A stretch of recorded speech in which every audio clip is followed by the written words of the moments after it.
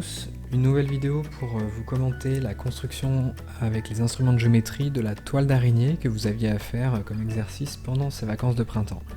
Allez, c'est parti. Alors, c'est parti. Dans un premier temps, on nous demandait de construire un carré ABCD de côté 12 cm, puis de tracer ses diagonales. Donc on utilise pour ça notre règle et notre équerre. Alors il y a plusieurs méthodes pour le faire. On a choisi de tracer le carré en traçant 3 angles droits consécutifs. Ensuite, on trace les diagonales comme demandé. Voilà, c'est assez rapide. Ensuite, on nous demande de placer les 4 milieux des 4 côtés. Donc c'est ce qu'on fait. On le place à 6 cm de chaque extrémité de chaque côté. Comme ici, donc I, J, K et enfin L.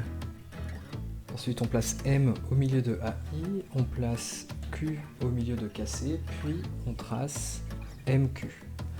On fait de même avec N milieu de IB, R milieu de DK, puis on trace NR.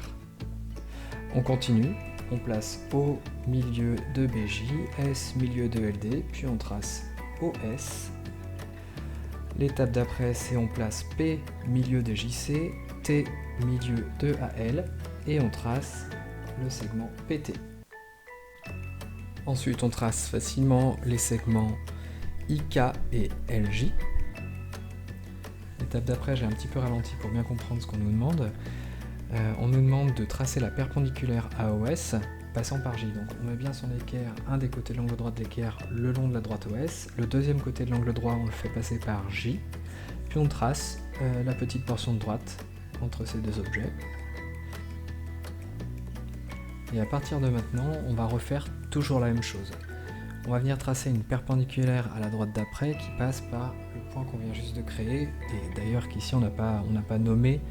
Vous, on vous demande de les nommer à chaque fois, mais c'est pas très important. Ça permettait en fait de les réutiliser pour expliquer la construction, les différentes étapes successives de notre construction. Donc, même si c'est long à écrire ou à décrire, on voit que visuellement, c'est assez simple à comprendre. Vous voyez que là, on a bientôt fini de tracer le fil qui est parti de J. Et maintenant, on va recommencer en partant de I. Et on continue toujours la même chose. La perpendiculaire à la droite d'après qui passe par le point qu'on vient juste de créer, jusqu'à ce qu'on ne puisse plus vraiment utiliser, plus se rapprocher. On fait maintenant partir le fil de L. Voilà comment ça se passe, j'accélère un peu tout. Et en dernier lieu, le fil qui part de K.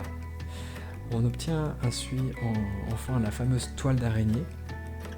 Et voilà, merci à Monsieur Thoiry qui a fait cette animation avec l'équerre et la règle via instrument en poche. Certains élèves m'ont déjà rendu la construction. D'ailleurs, je les ai publiés sur le blog de laclasse.com qui s'appelle Mathé Barbus.